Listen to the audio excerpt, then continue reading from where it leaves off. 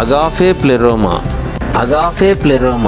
Hi friends, దయచేసి మన channel like చేయండి. మన ఛానల్ మీరు మొదటిసారి చూస్తున్నట్లయితే సబ్స్క్రైబ్ చేయండి. బైబిల్లోని ప్రతి పుస్తకం యొక్క ప్రధానాంశం గురించి తెలుసుకుందాం. క్రొత్త నిబంధన యొక్క పుస్తకముల ప్రధానాంశం.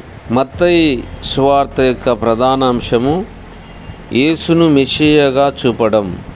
మార్కు సువార్త యొక్క ప్రధానాంశం యేసును ఒక సేవకునిగా చూపడం.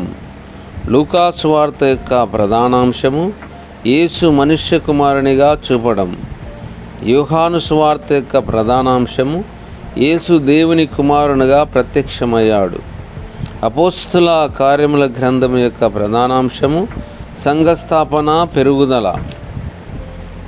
రోమా పత్రిక యొక్క ప్రధానాంశము విశ్వాసం వలన నీతిమంతులుగా తీర్చబడడం.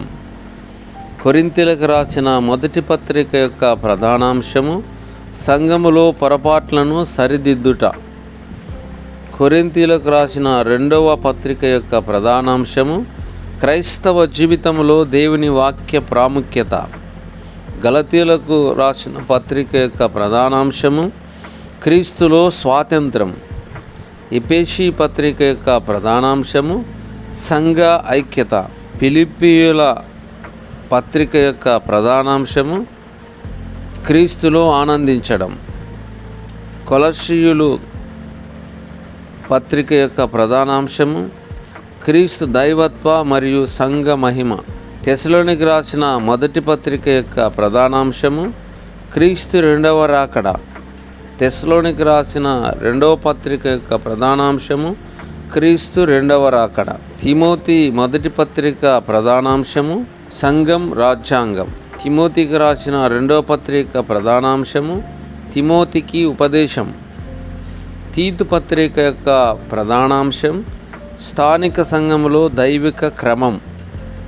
ఫిలెమోను పత్రిక యొక్క ప్రధానాంశము పారిపోయిన బానిస తిరిగి వచ్చుట. హెబ్రీలకు రాసిన పత్రిక యొక్క ప్రధానాంశము క్రీస్తు కొత్త నిబంధన అపోస్తలుడు, ప్రధాన యాజకుడు.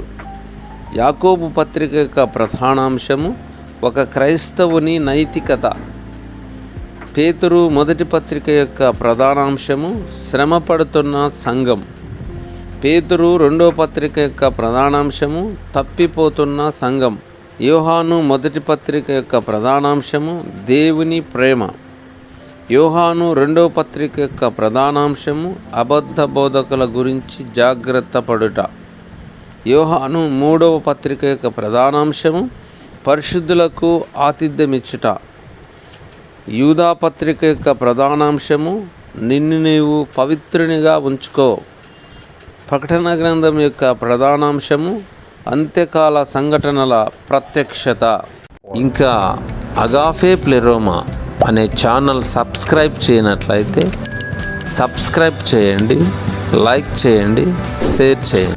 మీరు లైక్ చేయడం వల్ల ఈ వీడియో ఇంకొంతమందికి రీచ్ అయ్యే అవకాశం ఉంది. Subscribe for more knowledge. Thanks for watching. Video మీకు నచ్చినట్లయితే లైక్ చేయండి, షేర్ చేయండి, సబ్స్క్రైబ్ చేయండి.